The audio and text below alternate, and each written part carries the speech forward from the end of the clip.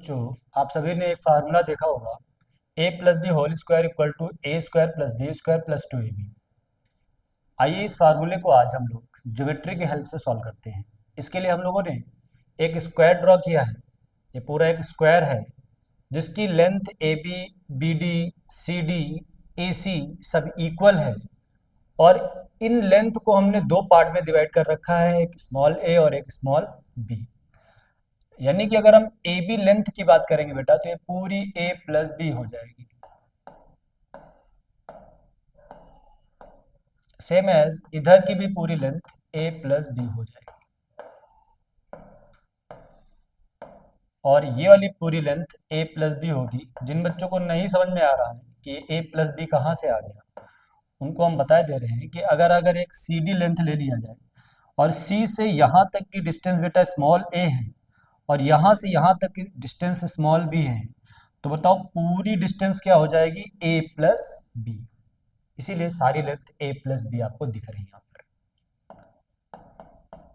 अब हम लोगों ने इस ज्योमेट्री में क्या किया है, इस स्क्वायर में क्या किया है, इस स्क्वायर को चार पार्ट में डिवाइड कर रखा है।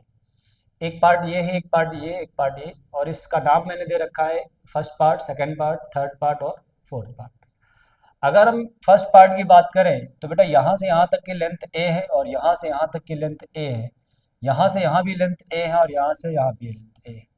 यानी कि एक फिर से स्क्वायर के अंदर भी एक स्क्वायर फॉर्म हो गया, सेम एज स्क्वायर के अंदर एक रेक्टेंगल फॉर्म हो गया, सेम एज स्क्वायर के अंदर एक स्मॉल स्क्वायर फॉर्म हो गया, और एक फोर्थ पार्ट फॉर्म हुआ, वो भी एक रेक्टेंगल के शेप में है। तो अभी हमें क्या करना है, अभी हमें यही बताना है कि इसका स्क्वायर होता क्या है। आप जानते हैं square of area of square, सभी बच्चों को याद होगा। एरिया ऑफ स्क्वायर पढ़े हो आप, क्या होता है, साइड इंटू साइड।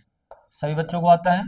स्क्वायर का जो एरिया होता है बेटा, वो साइड इंटू साइड होता है।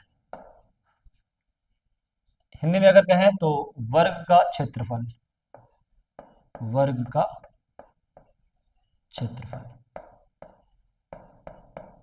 क्या होता है, भुजा गुणे भुजा। हिंदी में क्या होता है बेटा, भुजा बोलते हैं, साइड को भुजा बोलते हैं। तो भुजा गुणे भुजा। उम्मीद है दोनों मीडियम के बच्चे देख रहे होंगे, इसलिए हिंदी और इंग्लिश दोनों में बताने का प्रयास कर रहे हैं हम। तो वर्ग का क्षेत्रफल होता है भुजा गुणे भुजा। स्क्वायर का जो एरिया होता है वो साइड इंटू साइड होता है। अब अगर हम इस पूरे स्क्वायर को देखें और इसके अंदर के पार्ट को ना देखें, तो पूरी लेंथ ए प्लस बी, ए प्लस बी, ए प्लस बी और ए प्लस बी था। यानी कि इसका जो एरिया होगा बेटा, A plus B multiplied by A plus B हो जाएगा क्या, क्योंकि साइड इंटू साइड होता है। और इस स्क्वायर के अंदर हमने देखा कि ये चार पार्ट हैं, first part, second part, third part और फोर्थ पार्ट। तो अगर अपने को ये पूरे स्क्वायर का एरिया चाहिए होगा, तो क्या इन चार पार्ट्स को अलग करके जोड़ दिया जाएगा तो ये पूरा स्क्वायर नहीं बन जाएगा। इसका मतलब स्क्वायर का एरिया वही होगा जो इन चार पार्ट का सम का एरिया होगा। मतलब एरिया का जो सम कर दिया जाए तो वही स्क्वायर का एरिया निकल के आएगा।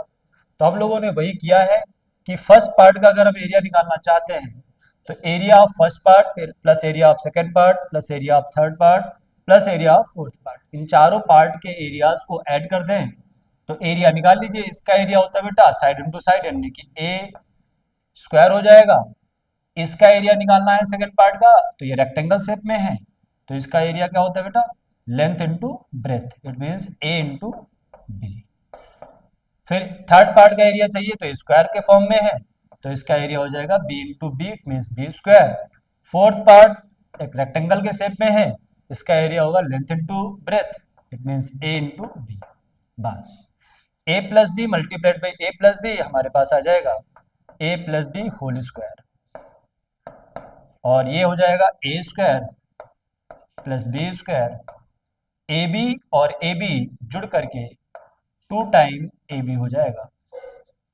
तो अल्टीमेटली हमारे पास फार्मूला आ चुका है, A plus B whole square equal to A square plus B square plus 2ab। उम्मीद है सभी को अच्छा लगा होगा, सभी ने ऐसे रटा तो है, पर आज हम लोगों ने सीख लिया कि इस फार्मूले को ज्योमेट्री की हेल्प से कैसे निकाला है। एक बात मैं यहाँ बोलना चाहता हूँ, मैथमेटिक्स में कोई फार्मूले नहीं होते। गेटिंग माई पॉइंट, मैथमेटिक्स में कोई फार्मूला नहीं होता है। हमारे जो पूर्वज थे, हमारे जो मैथमेटिशियन थे पहले के, क्योंकि उन लोगों ने हम लोगों के लिए काम बहुत इजी कर दिया, तो उसको फार्मूला बोल दिया गया। काम को इजी करना ही फार्मूला बोल दिया गया, बाकी फार्मूला नाम की कोई चीज एग्जिस्ट ही नहीं करती।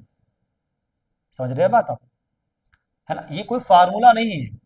ये कई सारे स्टेप बार बार ना लिखना पड़े, क्योंकि अगर हमें कहीं इसका यूज करना है, बार बार वही स्टेप दोहरा रहे हैं, तो उससे अच्छा है कि एक स्टैंडर्ड बना दिया जाए। स्टैंडर्ड बनाया गया, फार्मूला नहीं। ये एक स्टैंडर्ड है हम लोगों के लिए, ताकि हमें इन सारे स्टेप को दोहराना ना पड़े बार बार, हम इजीली तरीके से आगे के क्वेश्चन को सॉल्व कर पाए। इसलिए इन सारे स्टेप को स्किप करके यहां तक पहुंच जाए डायरेक्ट, तो उसी को हमने फार्मूला का नाम दे दिया। है ना, इजी मेथड को इजी कर दिया है, वही फार्मूला है, बल्कि फार्मूला को एग्जिस्ट नहीं करता है। उम्मीद है सभी को अच्छा लगा होगा। मिलते हैं नेक्स्ट पार्ट में, तब तक के लिए जय हिंद।